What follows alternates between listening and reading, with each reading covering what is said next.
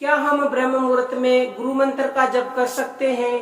क्या हमें नहाने धोने की आवश्यकता है? सबसे पहली बात तो आप ये समझ लीजिए कि ब्रह्म मुहूर्त का समय कब होता है। ब्रह्म मुहूर्त का समय होता है सूर्य निकलने से 1.5 घंटा पहले। अब थोड़ा बहुत आगे पीछे टाइमिंग हो जाती है, क्यों? क्योंकि सूर्य उदय का टाइम गर्मी सर्दी के हिसाब से अलग अलग हो जाता है।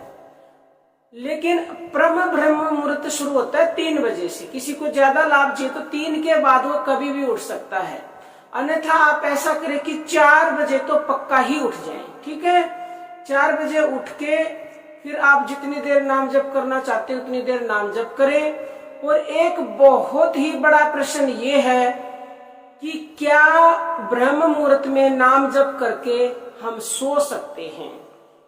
तो देखो, सोने को तो बहुत से मनुष्य सो जाते हैं, तो उसमें फिर जो आपको लाभ मिलना होता है ना, वो कम हो जाता है।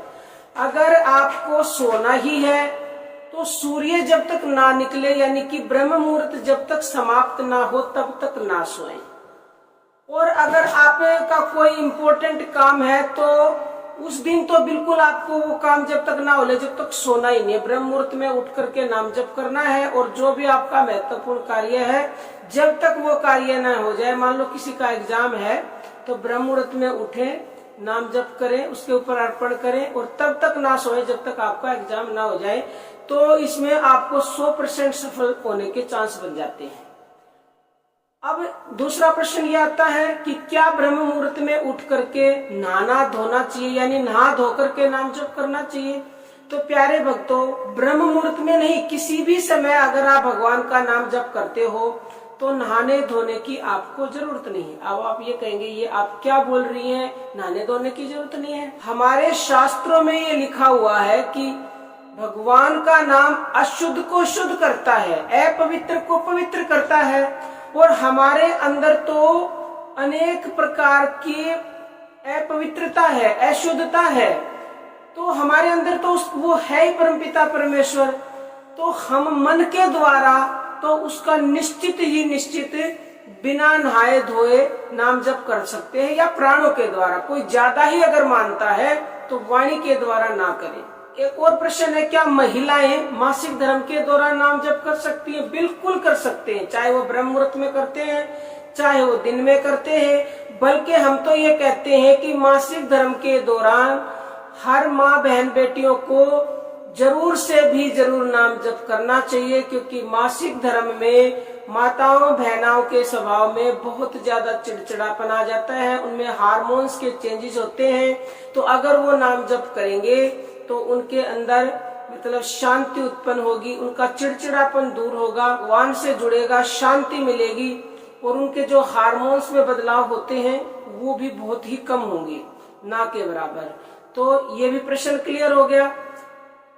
अब प्रश्न ये है कि ब्रह्म मुहूर्त में क्या हमें गुरु नाम का जप करना चाहिए या भगवान नाम का? देखो, आपके पास गुरु मंत्र है तो आपको गुरु मंत्र का नाम जप करना है, क्योंकि गुरु मंत्र से बड़ा कुछ नहीं है। ये भगवान का नाम ही एक तरह से गुरु मंत्र है। क्यों? क्योंकि गुरु को भगवान ने स्वयं अपने से भी बढ़कर बताया है, और गुरु जी जो होते हैं वो भगवान नाम का ही गुरु मंत्र देते हैं। और जो शास्त्रों के द्वारा मंत्र बताया गया है वो सोहंग मंत्र ही होता है। तो आप गुरु मंत्र के ऊपर पूर्ण विश्वास रखें, पूर्ण। ये दोहा आपने सुना होगा कि गुरु गोविंद दो खड़े काके लागू पाए, बलिहारी में गुरु की जो गोविंद दिए मिलाए। यानी कि गुरु और गोविंद दोनों अगर आपके सामने खड़े हैं तो सबसे पहले प्यारे भक्तों गुरु के चरणों में लगना चाहिए, गुरु के चरण छूने चाहिए। क्योंकि अगर गुरु जी नहीं होते तो भगवान से यानी गोविंद से आपको मिलने का रास्ता कौन बताता?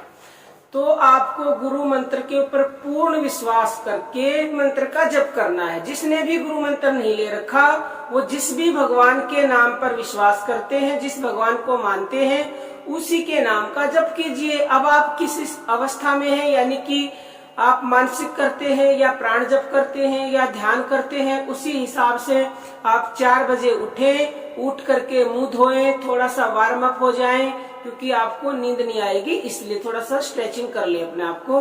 फिर बिल्कुल देखो सीधा बैठना है। सीधा बैठ के जो हमारी रीढ़ की हड्डी होती है उसको बिल्कुल स्ट्रेट रखना है, क्योंकि जैसे ही हमारी रीढ़ की हड्डी सीधी होती है तो हमारी सुषुम्ना नाड़ी चालू हो जाती है। और ये बहुत ही ज्यादा महत्वपूर्ण है, क्योंकि जब हम सीधा बैठते हैं तो हमारा नाम जब शुरू हो जाता है सुषुम्ना नाड़ी के चलते ही, तो आपको ज्यादा बेनिफिट मिलता है।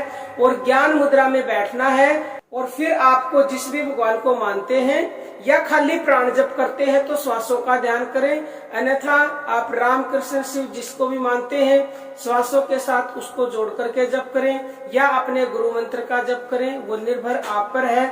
ये निश्चित है कि जो मनुष्य ब्रह्म मुहूर्त में नाम जप भजन करता है या गुरु मंत्र का जप करता है उसके शीघ्र शीघ्र शीघ्र ही अच्छे दिन आ जाते हैं। इसमें एक परसेंट का लेस मात्र भी संशय नहीं है, क्योंकि ये बहुत ही शुभ समय होता है। परमात्मा का मुहूर्त का मतलब ही होता है कि बहुत ही अच्छा समय, और ये तो अनबुझ मुहूर्त है, परमात्मा का समय है। इसमें आपका मन निर्विचार होता है, परमात्मा स्वयं वातावरण में विचरण करते हैं, उनकी सारी दैवीय शक्तियां आपका इंतजार करती हैं कि कोई भक्त उठे और उनको हम सारी शक्तियां दें। तो आप ब्रह्म मुहूर्त में उठें और नाम जप करें, ध्यान करें और भगवान की प्राप्ति अति शीघ्र करें। प्यारे भक्तों, अब हम अपनी वाणी को विराम देते हैं। जय श्री राम।